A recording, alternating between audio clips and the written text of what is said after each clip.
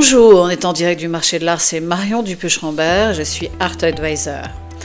En cette fin de mois de juin, les analystes du marché de l'art font un constat concernant le fonctionnement du marché, soit que des fondamentaux ou certaines choses établies continuent d'évoluer ou de se réinventer sous nos yeux en temps réel. Commençons par la foire Art Basel, foire internationale qui a fait le buzz ce mois-ci lors de son édition principale en Suisse.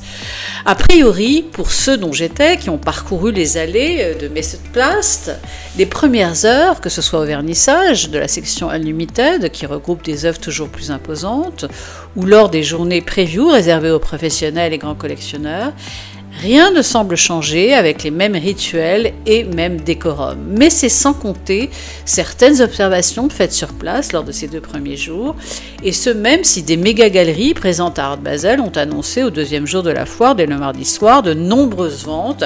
à plusieurs millions de dollars, avec en tête une peinture en diptyque du Britannique David Hockney, qui fait l'objet d'une très belle exposition en ce moment à la Fondation Louis Vuitton, œuvre vendue par la galerie londonienne Danieli Judah Fine Art,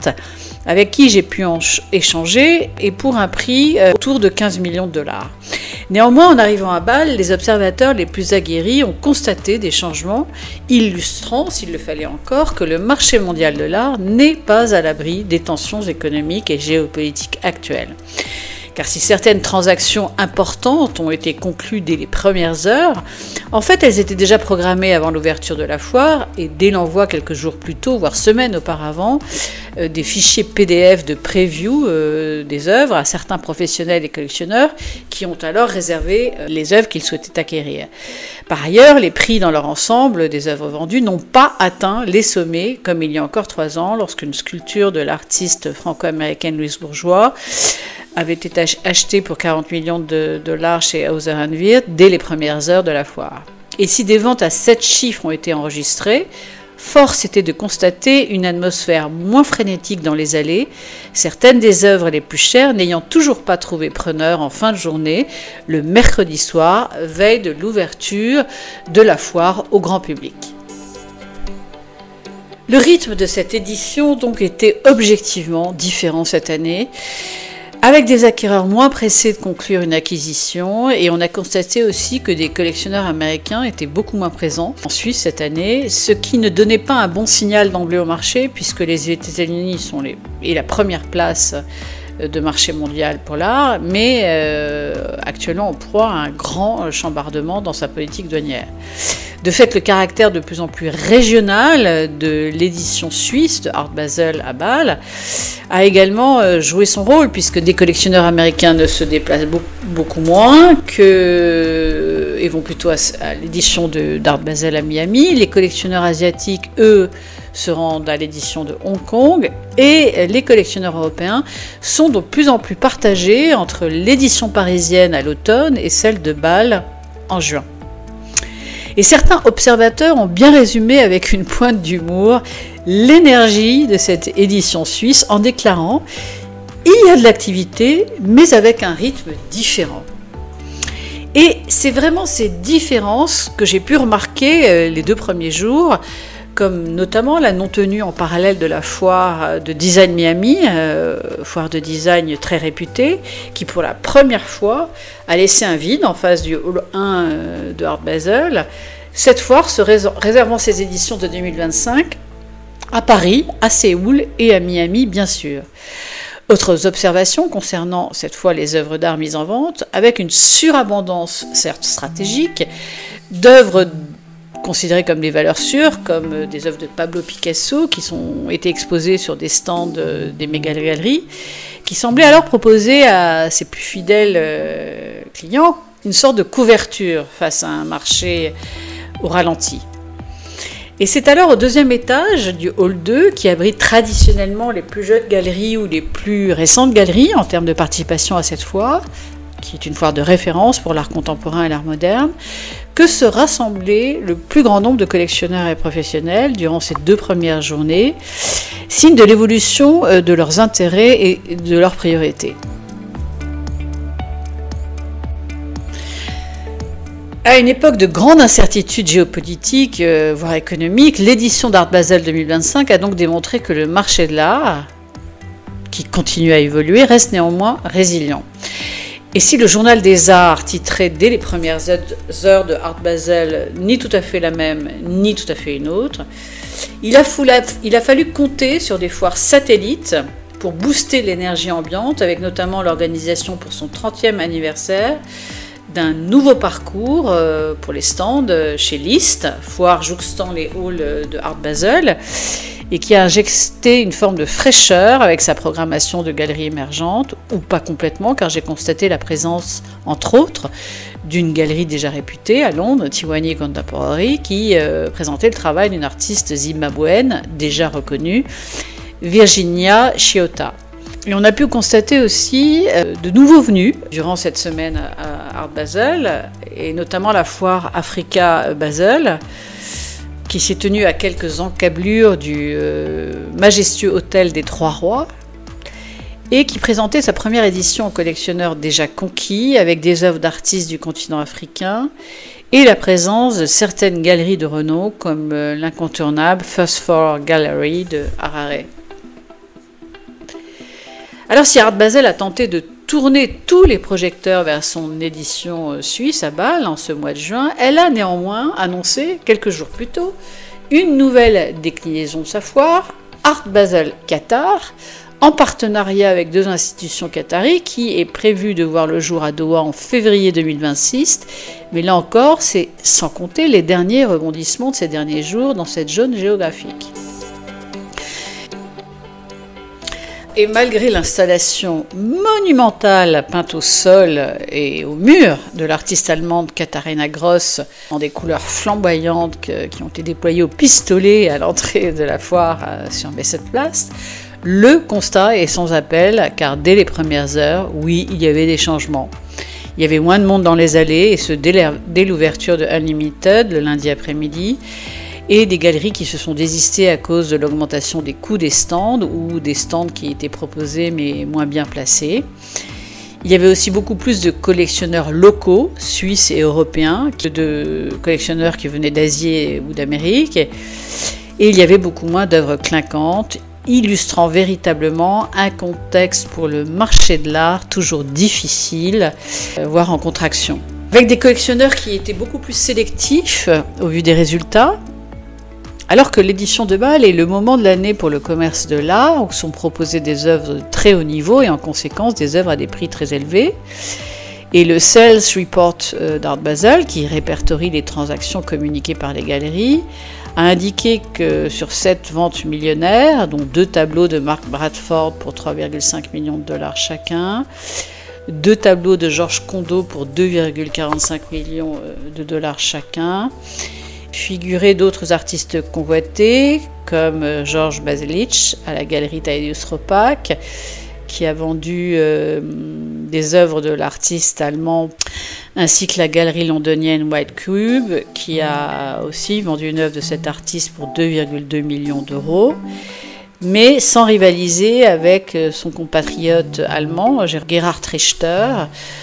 dont une œuvre a été vendue pour 6,8 millions de dollars par la galerie new-yorkaise de David Zwirner. La même galerie ayant vendu une sculpture de l'artiste américaine Ruth Asawa pour 9,5 millions de dollars. Autre constat que j'ai pu faire, c'est la présence de nouvelles générations d'acquéreurs qui accompagnaient souvent des collectionneurs plus âgés, en famille, sur des stands, illustrant parfaitement la tendance constatée depuis un an, soit l'apparition d'une nouvelle génération de collectionneurs. Et selon Jean Gazanson, directeur général de Arte Generali, cette jeune génération d'amateurs d'art qui entre sur le marché, selon ses projections, consécutives à un transfert de richesse sans précédent qui aura lieu au cours des 20 prochaines années, avec au niveau mondial une évaluation d'environ 83 000 milliards de dollars d'actifs qui vont changer de main. Et cette nouvelle génération de collectionneurs qui arrive sur le marché, comme déjà évoqué lors de précédents épisodes de ce podcast, a des comportements d'achat différents des générations précédentes, en commençant notamment à collectionner très jeune et en faisant parfois des choix très radicaux au regard de leurs prédécesseurs.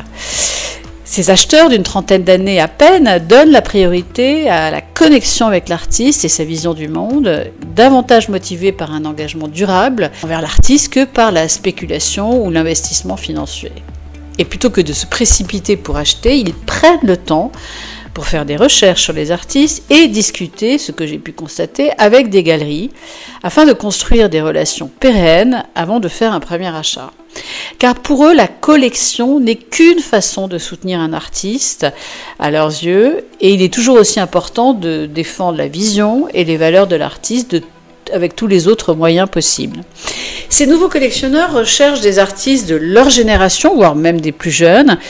car de leurs propres mots, ils veulent découvrir et non pas suivre, et ils sont prêts à attendre 1 an ou 2 pour voir comment un artiste évolue avant de s'engager dans un achat, se concentrant sur ce qui est l'artiste et sur ce qu'il essaie de communiquer à travers ses œuvres avant d'acquérir son travail, illustrant que le concept derrière l'œuvre est beaucoup plus important que l'esthétique éventuelle. Ce qui ne change pas, en revanche, ce sont la qualité des œuvres présentées, faisant souvent office de valeur sûre, à défaut de valeur refuge, comme les expositions qui se sont multipliées autour de la foire avec un nouvel accrochage de la collection permanente de la Fondation Beyeler, qui a donné la parole à des artistes mythiques du XXe et XXIe siècle, et a proposé une rétrospective de l'artiste lettonienne Vija Selmins, dont on a pu suivre le quotidien dans un film projeté à la Fondation, qui la dévoile dans toute sa force, mais aussi toute sa vulnérabilité d'artiste à part. Et ce qui reste permanent et intrinsèque au marché de l'art, c'est la compétition qu'entretiennent les places de marché entre elles, aux 4 coins de la planète, avec notamment les annonces très récentes de l'Italie, qui a provoqué un petit buzz en Europe et surtout en France en cette fin de mois, en informant que l'Italie réduisait la TVA sur l'acquisition d'art à 5% dans son pays, soit le nouveau taux le plus bas de l'Union européenne, cette décision intervenant avant une série de réformes qui sont aussi prévues afin d'améliorer la compétitivité sur le marché de l'art italien. Or, en réduisant leur TVA sur les ventes d'art, passant de 22%, qui était le taux le plus élevé d'Europe, à 5%, qui est maintenant celui du plus bas, l'Italie pourrait devenir le plus grand centre pour l'art et attirer, en tout cas, des galeries de toute l'Europe, comme des grandes foires. Cette réduction de TVA doit être néanmoins adoptée au Parlement italien dans un délai de 60 jours avant de rentrer en vigueur, faisant devenir alors le taux de TVA de l'Italie inférieur à celui de la France, qui est depuis le 1er janvier établi à 5,5%. Et si ces deux pays ont réussi à obtenir les taux les plus bas de l'Union européenne, c'est suite à leur discussions et les pressions exercées par les professionnels de leur pays face à la directive de l'Union européenne qui visait à normaliser tous les taux de TVA dans ces pays membres. Mais mauvaise nouvelle pour l'Hexagone, ce nouveau taux de 5% pourrait être également appliqué à la TVA à l'importation en Italie, ce qui signifierait que le pays pourrait bientôt devenir la place de marché en Europe la plus attrayante pour les marchands d'art, les négociants internationaux et étrangers et les collectionneurs. Donc ça pourrait signifier que d'un point de vue fiscal, la mère des arts, l'Italie, deviendrait le marché de l'art le plus concurrentiel en Europe pour notamment les pays situés hors de l'Union européenne. Avec par ailleurs d'autres réformes attendues en Italie, comme la simplification de la délivrance des licences d'exportation pour déplacer des objets culturels de plus de 50 ans à l'extérieur de l'Italie. Pire encore, pour certains professionnels du marché de l'art internationaux, l'entrée en vigueur ce 28 juin de nouvelles réglementations européennes qui viennent entraver la circulation de marchandises si particulières, notamment des antiquités et des œuvres très anciennes, avec l'application du règlement de l'Union européenne de 2019-880 sur l'importation de biens culturels en provenance de pays tiers. avec de nouveaux dispositifs réglementaires qui vont désormais être opérationnels, la licence d'importation et la déclaration de l'importateur, tous les deux étant des formalités supplémentaires visant à lutter contre le trafic de biens culturels et à garantir la provenance licite des œuvres introduites dans le marché de l'art de l'Union européenne. Alors, pour rappel, cette nouvelle licence d'importation concerne les biens les plus sensibles au trafic, à savoir les objets issus de fouilles archéologiques, comme les objets issus de démembrements de monuments, dont des icônes et des statues liturgiques, à condition qu'ils aient plus de 250 ans. Et en sont exclues les importations à des fins pédagogiques. Mais en revanche, les admissions temporaires pour les foires ou les ventes publiques, et ça inquiète terriblement les acteurs du marché de l'art, ne sont pas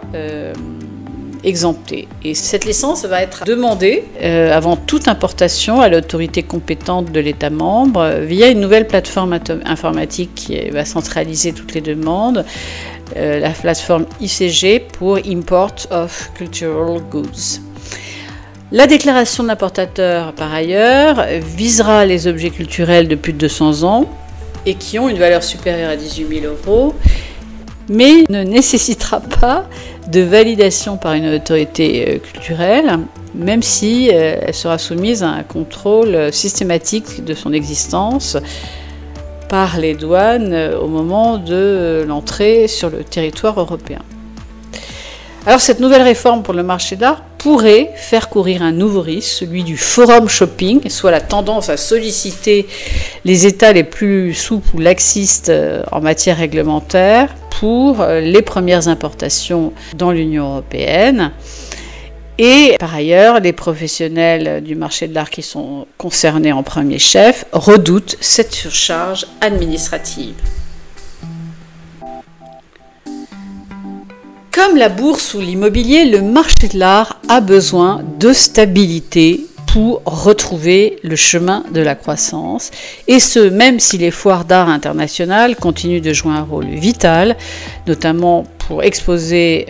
les nouvelles œuvres aux collectionneurs et pour aider les nouvelles galeries à leur présentation. Et si dans les 6 à 12 prochains mois, aucun changement ne semble se profiler à l'horizon, comme l'a déclaré Hans Leinenen, spécialiste du marché de l'art chez AXA XL,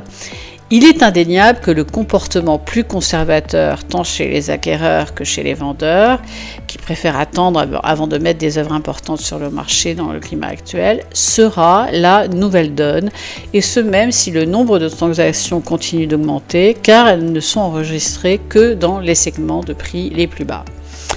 Alors, reset ou non ? Certes, des règles et des rituels se réinventent sous nos yeux, au gré de l'actualité économique et géopolitique, mais il est une constante, c'est que les artistes continuent de proposer de nouvelles œuvres au marché et qu'aux 4 coins de la planète, on continue de réglementer leurs transactions. Voilà, c'était En direct du marché de l'art, épisode 6 de la saison 6, le reset de marché de l'art. Tout change, rien ne change. Restez à l'écoute pour un prochain épisode ou, comme nos amis anglo-saxons aiment à le dire, stay tuned.